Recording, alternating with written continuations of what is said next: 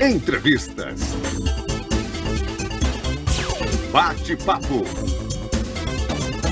E muita informação. Tudo isso e muito mais agora no podcast Em Cima da Notícia, com Patrick Mota. Olá, começando mais um podcast Em Cima da Notícia. Hoje o assunto tem a ver com a saúde e a beleza de você, mulher. E é por isso que nós convidamos ele, que já chegou aqui cedo, já organizado, como todo homem correto e organizado, ele é um desses caras também, além de novo, hein? Eu falo do doutor Jorge Cabral Neto, 45 anos, é um garoto ainda, mas de 45 anos, com uma vida focada em deixar as mulheres cada vez mais lindas também. Ele é amazonense aqui de Manaus, formado pela Universidade Federal do Amazonas. Depois da formação dele, ele foi fazer especializações em São Paulo, em Brasília, na Bahia também, e voltou para Manaus.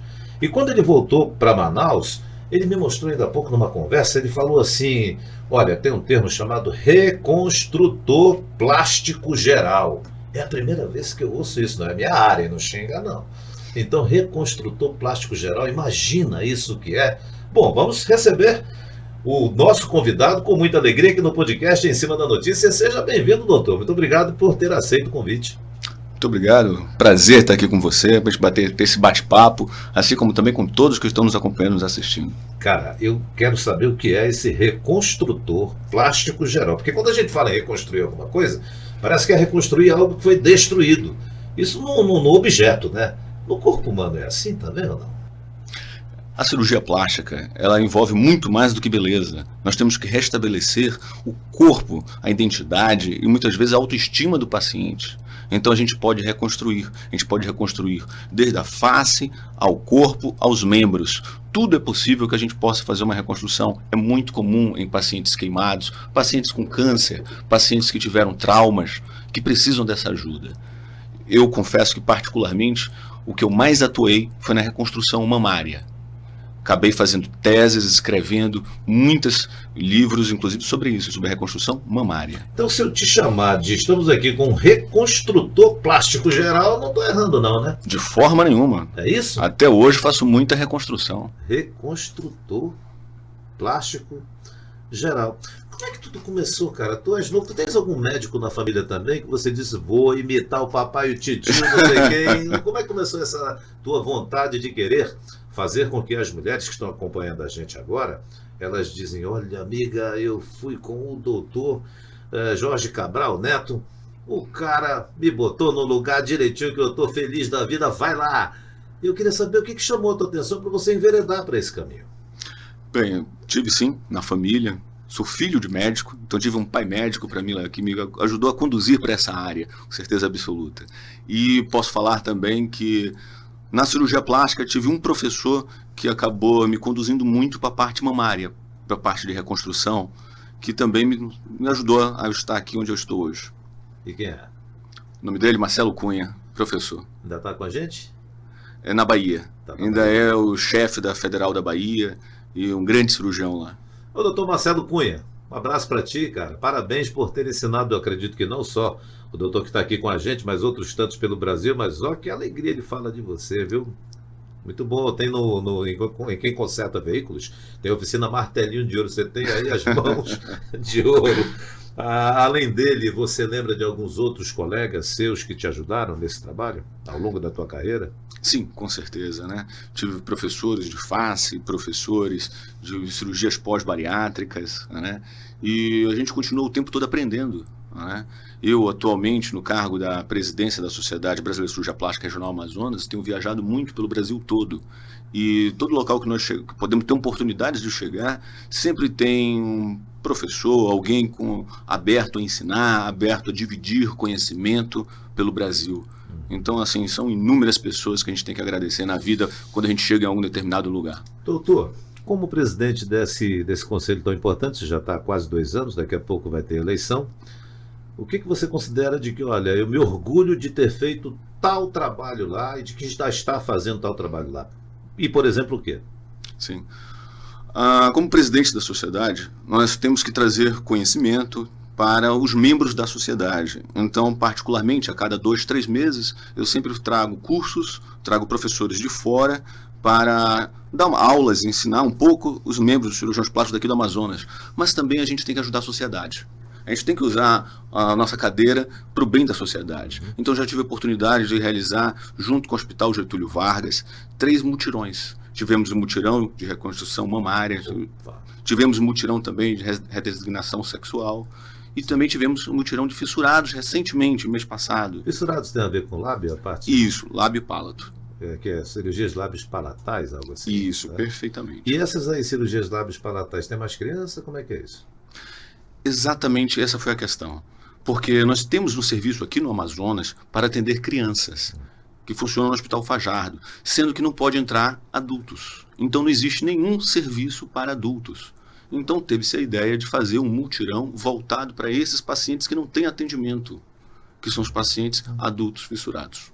E você, quando faz esses mutirões aí, tem a participação de muita gente de Manaus, até de outros estados, para virem? Eu me refiro a pacientes. O objetivo era atender pacientes daqui do Amazonas, mas nós tivemos sim o prazer de receber colegas, médicos, cirurgiões de outros estados que vieram participar e ajudar. Bom, então 3 mutirões, eu estou chamando mutirão, mas tem um nome que vocês mesmos colocam. Aliás, daqui a pouco eu vou falar sobre a pessoa que te acompanha nas redes sociais, que faz as tuas redes sociais. E ele está aqui com a gente, e ele que disse, olha, fala sobre isso. Poxa, interessante. Não era o termo mutirão que você usou outro termo. Nós fazemos somente simpósio, porque nós estamos num hospital universitário, Sim. Então é importante ter a parte acadêmica, a parte de ensino. Jornadas, foi o que você falou, temos jornadas, você falou. Porque nós sempre começamos todo mutirão com a parte teórica, com o objetivo de ensinar, de educar, de transmitir conhecimento, para posteriormente também realizar as cirurgias nos demais dias. Bom, e essas cirurgias mamárias, por exemplo, com tecido mamário, quer dizer, usar o tecido mamário. Eu vou lembrar de uma situação aqui, mas não vou citar o nome da famosa, não. Essa semana eu estava vendo aí uma rede social, e uma famosa foi a Imperatriz no Maranhão, se hospedar em um hotel, ela foi com a roupa dela, que ninguém tem nada a ver com isso, pô, qual é o problema? Só que o hotel disse assim, aqui não, teus seios, peitos estão para explodir aí. Ela ficou chateada e disse na entrevista que ela tinha colocado 2,5 litros de silicone no peito dela lá. E aí gerou uma confusão lá, geral, dos meios de comunicação, que deram destaque a tudo isso. E quando eu ouço você afirmar que você faz cirurgias mamárias, mas também faz com tecido mamário, o que é isso? Bem, muitas mulheres já estão querendo tirar o silicone, ou outras também já não se sentem à vontade de colocar o silicone. Mas por quê? Não ficou bonito? Está incomodando dentro? Vou te dar alguns motivos. Muitas vezes a paciente, quando ela já tem mais idade, ela já não quer recolocar o silicone. Ela quer uma outra ideia para que ela não precise já, no avançar da idade, colocar um novo silicone. Outra questão, tem muitas pacientes que associam o silicone a alguns distúrbios no seu próprio corpo e também na mente. Então elas se sentem mais à vontade retirando esse silicone. Isso está cada vez mais comum. Isso é uma tendência mundial? Sim, é uma tendência mundial. Tá? E nós estamos desenvolvendo técnicas de forma que o paciente possa fazer uma plástica mamária sem o uso do silicone. Como estamos desenvolvendo a técnica do retalho central da mama, que é o mais comum, conhecido como uma prótese natural, uma prótese com o próprio tecido da mama, que a gente tenta fazê-lo da forma mais redonda, mais em pé, que se assemelhe muito a um silicone.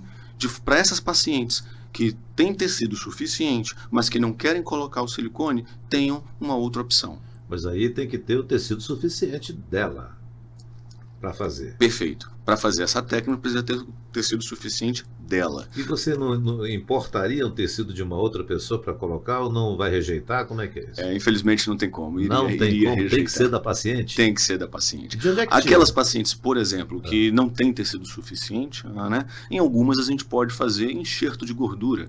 É uma opção. Assim como a gente também usa o enxerto de gordura no bumbum para aumentar o bumbum, a gente também pode usar um pouco de enxerto de gordura na mama para dar um certo volume. Bom, interessante. Então a tendência agora é não colocar mais esse tipo de silicone, que se coloca mais usar o que você chama de, na cirurgia mamária, tecido mamário próprio, né? Substituindo o silicone. A maioria das pacientes ainda gostam do silicone, mas apenas tem crescido aquelas pacientes o qual não desejam mais o silicone. Mas qual é a tua opinião como profissional, doutor? Você orientaria, claro, você não vai também dizer, olha, não coloque isso, coloque isso. Eu preciso saber, você como profissional, você diz assim, olha, é melhor o tecido mamário. Então, não, pode colocar o que você quer, que é isso aí. O que você diz para a tua paciente? Aí vai no exame físico, da gente ver exatamente a quantidade de tecido, a qualidade da pele do paciente, a qualidade do tecido mamário, para te dizer qual é a melhor opção. Vou te dar exemplos. Tem aquela paciente que ela tem pouquíssimo tecido e ela não quer o silicone, mas eu vou dar a opção para ela assim, olha, na minha opinião, a senhora ficaria melhor com o silicone para ficar mais harmônico, mais compatível, mais simétrico com o seu corpo. Mas se a senhora quiser sem silicone, a gente faz. Mas a minha opinião seria com silicone. Explica tudo direitinho. A gente explica, dá a opção e dá a opinião técnica. Lembra que eu te coloquei ainda há pouco sobre o caso de uma influencer bem conhecida aqui no Sim, programa, eu da lembro. Imperatriz? Como é que é a tua clínica, para evitar essas situações, não no caso dela, que o lance foi a vestimenta dela, não é isso. Mas hoje em dia todo mundo entra na justiça contra uma porção de coisa. A tua clínica, que a gente está vendo agora, você que está acompanhando a gente, dá uma olhada aí na clínica dele como é que é, né? Uma clínica bonita, organizada. Olha aí o luxo que tem por lá, né? Olha que bonito. Isso daí tudo custa. E custa, mas acima de tudo é feito por quem entende. Não é por aventureiro, por isso não. Olha aí essa sala aí que você está vendo aí, ó. Não é bonito, não é charmoso? É claro, e é importante. Então, doutor, eu te pergunto, quando uma pessoa vai lá, uma mulher vai lá, ela vai procurar porque ela quer ficar cada vez mais bonita, é óbvio. Mas para não cair numa pegadinha, ou seja, o senhor não cair numa pegadinha, eu não estou dizendo que a cliente mas pode causar algum problema lá? Como é que você se organiza de forma bem franca, aberta, correta, num papo reto com as tuas clientes? Bem, Patrick, como eu te falei, a gente precisa primeiramente ter uma conversa muito aberta com o paciente. Eu sempre digo, inclusive para os meus alunos, porque eu sou professor, que o médico ele tem que começar ouvindo o paciente.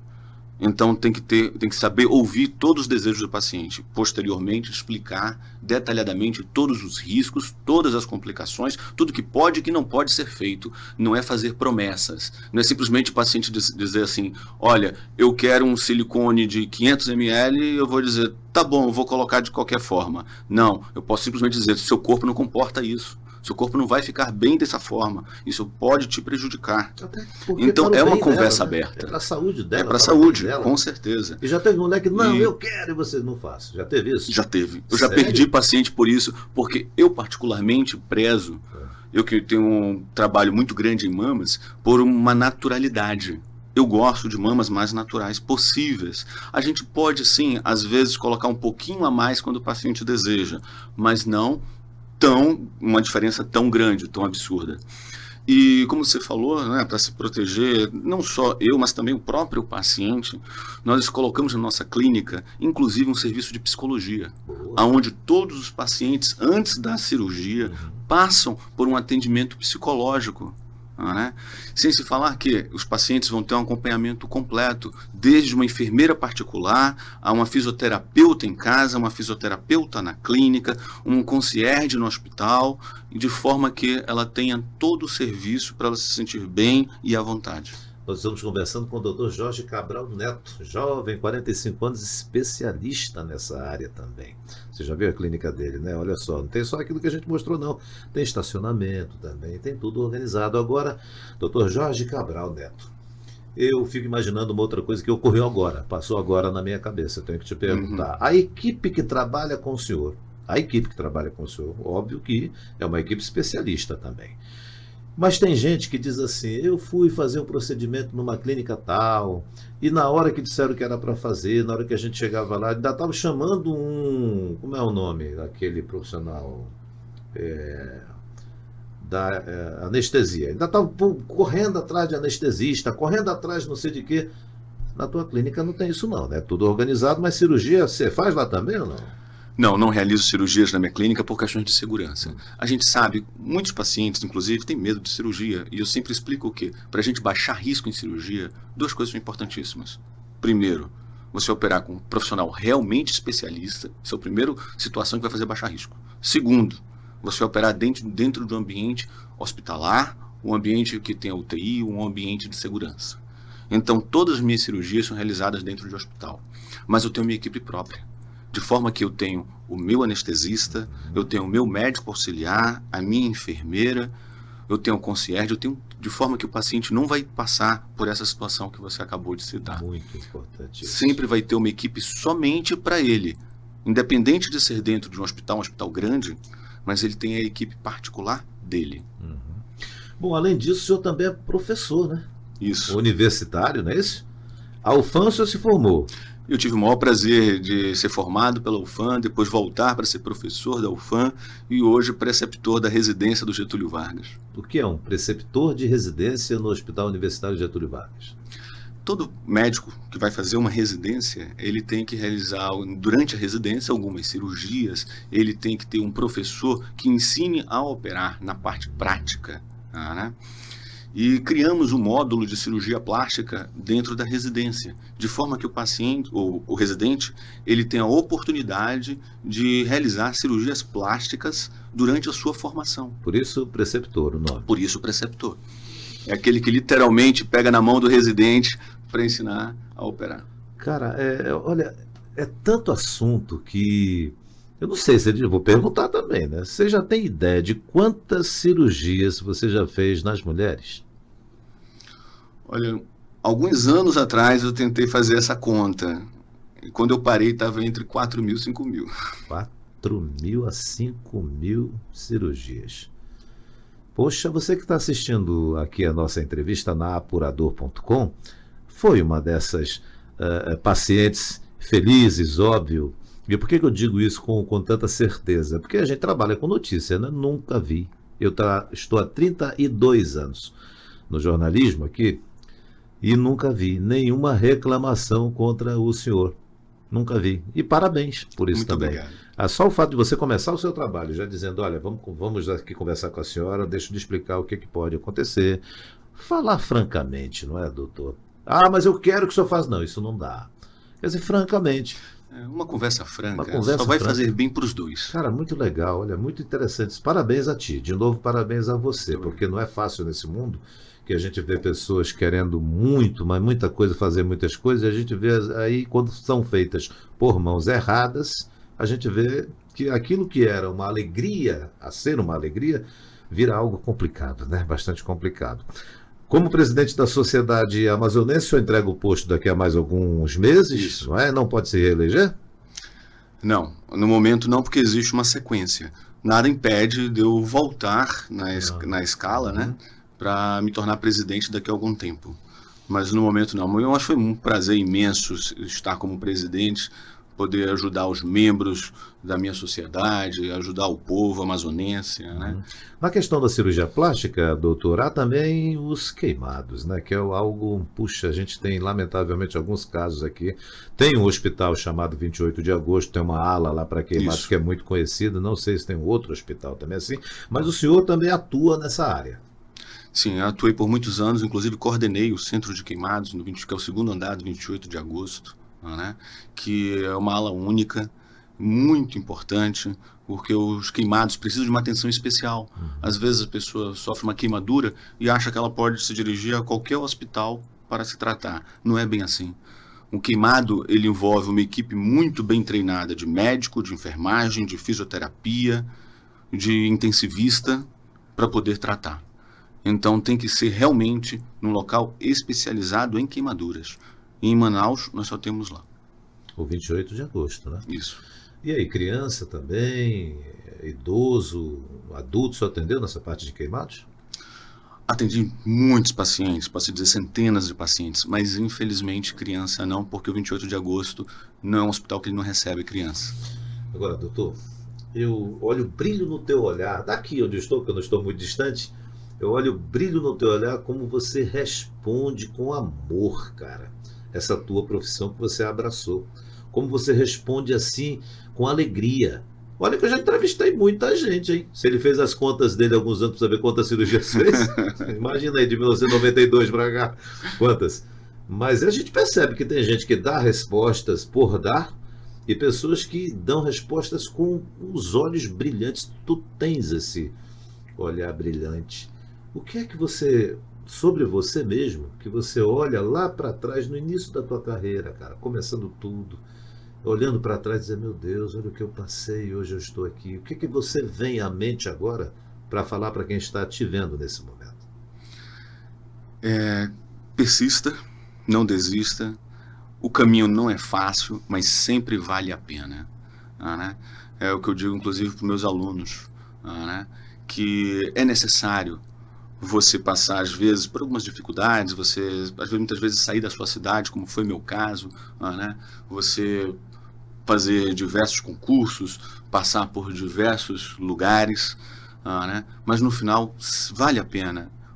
Porque quando você ama a sua carreira, quando você ama trabalhar e você consegue trabalhar exatamente com aquilo que você gosta, com aquilo que te dá prazer, não tem sensação melhor.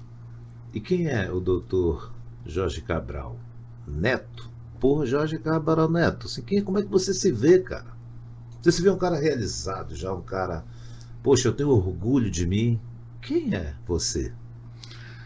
Eu posso dizer que eu tenho orgulho de ter passado por tudo que eu passei e ter conseguido me estabelecer profissionalmente, trabalhando com o que eu gosto, como eu falei. Né? É muito bom dar aula, é outra coisa que eu adoro dar aula, dividir conhecimento. Né? Adoro ser uma pessoa família, adoro ser uma pessoa que curte demais esse nosso Amazonas. Eu acho que esse é o Dr. Jorge Cabral Neto. Gosta de peixe, doutor? Adoro. Qual peixe que você Bom curte? demais. Tambaqui, pirarucu, uma matrinchã assada, coisa boa. Mas alguma vez fazendo a cirurgia você se espantou na hora lá e não deu certo alguma coisa, mas você conseguiu contornar tudo? Já teve esse tipo de coisa? Cirurgia é sempre um grande segredo, né? Muitas vezes a gente pode se surpreender. Eu costumo dizer, principalmente na área de reconstrução. Porque, te dar um exemplo. Em estética você tem um número X de cirurgias que se repetem. Na reconstrução, toda reconstrução é diferente uma da outra. E nós podemos reconstruir do couro cabeludo ao dedo do pé. Tudo. Então, vou lhe dar exemplos que quando eu coordenava essa parte no SECOM, de reconstrução plástica, de reconstrutiva, algumas vezes o cirurgião geral entrava para retirar cânceres, tumores gigantescos, né, que a gente entra com planejamento, mas a ressecção é tão grande que a gente tem que mudar esse planejamento 2, 3, 4 vezes. E muitas vezes o oncologista, o cirurgião, vira e diz, olha, impossível fechar isso aqui se não tivesse você aqui. Era impossível operar, colocar o paciente na mesa se você não tivesse aqui para poder dar um fechamento. E a gente muda o planejamento inúmeras vezes para conseguir esse fechamento. Pô, doutor Jorge Cabral Neto, eu só tenho que lhe agradecer, pedir ao Senhor Deus poderoso Pai que Ele continue te abençoando. Amém. Não sei se você é ligado no Senhor Deus. Sim, com certeza. Mas eu peço que o seu Pai continue te auxiliando, meu parceiro, porque deve ser muito gratificante você depois chegar em casa e ver que você ajudou a devolver o sorriso para alguém, a devolver uma autoestima para alguém, a poder fazer com que aquela queimadura que começou tão ruim, você já melhorou na vida da pessoa. Cara, isso é muito, muito 10, ó. Então por isso eu te digo parabéns. Muito obrigado, amém. E eu sempre digo que a plástica, ela não muda somente o corpo, mas principalmente a autoestima, a forma como a pessoa se vê no espelho, como ela se lida com seu marido, com seus filhos, com os colegas do trabalho, né?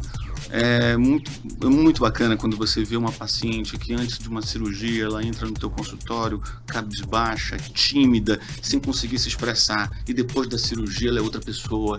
Ela levanta, ela já entra no consultório com a cabeça erguida, falando altivamente, sorridente, né? Então, e ainda vai falando para todo mundo depois. Isso que é o mais gostoso da plástica. Não é só você mudar o corpo, mas é você mudar a autoestima, a forma como a pessoa se olha no espelho. Quero muito agradecer a você e até o próximo podcast Em Cima da Notícia, aqui na Apurador.com, o som que domina no norte.